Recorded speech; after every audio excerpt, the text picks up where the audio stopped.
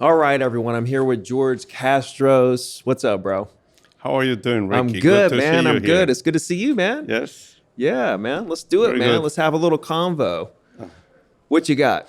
Well, I have a question. I mean, I've been following you, and you're right on point. And you just said something that really caught my attention. The next 3 months for the real estate career of any Yeah. real estate agent are going to be crucial. What Yep. do you mean by that? Well, we're at the inflection point in the market, whereas we've basically hit bottom in August. We hit bottom, right? Ever since then, mortgage rates have come down. We're now seeing a slight increase, uptick in existing home sales. Fannie Mae came out and projected a 10% increase in home sales next year, which will be our rebound year, which happens every single time after we've had 4 million existing home sales for 3 or 4 years. Okay. So just laying the groundwork here for, the cycle. It's the same story over and over and over again. So I've just read history books and I've lived the history books. And in 2008, when I got back in the business, the market transaction wise didn't rebound until 2012. Okay, like that was the year that things really kind of started to turn around. And all the work that I did at the end of 2011 was the springboard to me hitting 100 deals in 2014 for 8 years in a row. Like those 90 days were the most important, most crucial 90 days for the next 10 years of my career. And here's the kicker. The amount of unprecedented demand from trade up sellers who hate their home that can't move yet, and the first time home buyers that are still living with mom and dad, the amount of pressure, the pent up demand from buyers is unlike anything we've ever seen. And so the next 10 years, this is what I believe. The next 10 years will have a new norm when it comes to existing home sales. I believe it'll be a lot higher than 5 million for a stretch, which will be more than we've ever had in a 10-year period ever before. But here's the kicker. I don't think we'll ever see it again after the next 10 years.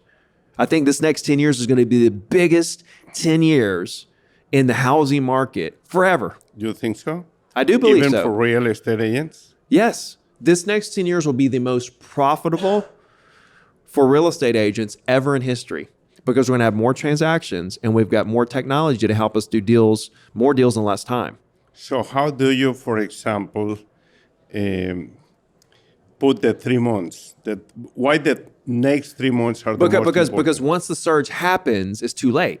You can't wait on it to happen and say, okay, now I'm going to jump in, right? So every single second that ticks by that you're not expanding your brand for more people to know who you are, what you do, and you're here to help, you're losing market share to somebody who is building that brand and building those relationships. So the more relationships you have with people in the market going into the surge, the bigger your business is going to expand when it happens. But if you just sit around and just wait for it to happen, then you're going into the surge with not any more than you have. You're going to miss that opportunity. What's that? That opportunity is going to be missed in 2020. It will be gone. Yeah. The window of opportunity is shrinking every single second that goes by right now. And when it's gone, it's going to be gone. The surge is going to happen. And then everybody's going to jump back in and they're going to do fine, but nothing like they could have done if they would have went all in right now. That's what I'm trying to stress. So your prediction about 2026, based on those real estate agents who take advantage of the 3-month opportunity between now to December of 2025. Yep. What is going to happen with those who take advantage of that opportunity in 2026? And after you give me that answer, I have another answer. I can tell you what my business did when I did it back in 2011. My business tripled. I went from 20 deals to 60 deals. And then I did 80 deals and then 100 deals. In 2014, I did my first year of 100 deals. And it all came from what I did during that 90 days. It all came from those relationships I built right then. And it spiderwebbed. It snowballed. You have seen, Ricky, many people in the real estate business who were very productive 5 years ago are there no more 5 years later. Yeah. I have a saying that the productivity span of 95% of real estate agents is 3 to 5 years. Would you agree with me? With what? Exactly. The productivity span of 90 to 95% of real estate agents is 3 to 5 years. The productivity span, meaning that they are productive the first 1 to 3 years, and then they may remain in the business until they die. This is what happens. But not as productive as the first 3 years. This is what happens. They They come in, they hit it hard, they build this business, but then they quit building it. And then the business plateaus. They quit building their brand. They quit making the calls, making the videos, getting the leads, expanding their brand. They build it up and they make some money and they think, oh, it's just going to continue to expand without me having to try to build it. So they kind of sit back on referrals and past clients. Referrals and past clients only maintain your income. It doesn't grow your business. So the objective is to continue to build until you're making the amount of money you want to make, then quit building and just live off. Like you want to make $1 million, build your business up to $1 million, then quit building the business and then live off the past clients and referrals. Past clients and referrals won't continue to build your business. It only maintains it. It's a mirage. People think it's going to continue to build it because they're getting deals, but it's only maintaining your income. And that's the trap the agents get in. So you're right. I do believe that. People come in, they quit building the business after a couple of years because they think they made it, but then they only make $250,000 for the rest of their life and they don't know why. And they stop listening to. Yeah, they stop listening to me. That's why I always tell people, listen to this guy. And I said it to him before. Jeremy Minor and Ricky Carruth, they have the pulse, the hand on the pulse of the real estate business.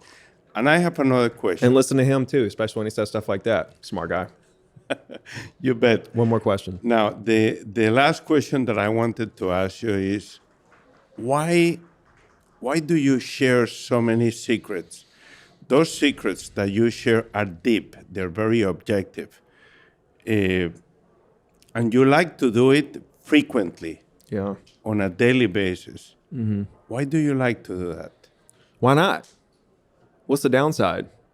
I help a bunch of people. A lot of people crush it and sell a lot of homes. People live better lives, make more money, support their kids, buy nicer houses. So why wouldn't I? Right? I want to let my light shine before others so they can see my good deeds, right? Yes. So that's not talking about scream from the mountaintops. Here's what I do. No. It's about just putting good out there so loud that they can't help but to see you. How long have you been doing this? Not real estate, but creating content, yes, screaming about things. Almost 10 years. You scream very loud. Yeah. About things. Almost 10 years. Thanks for your time, very bro. Good. Thank you very much, Ricky. Enjoyed it. It was a pleasure. Absolutely. Thank you. Thank you, brother. Very good.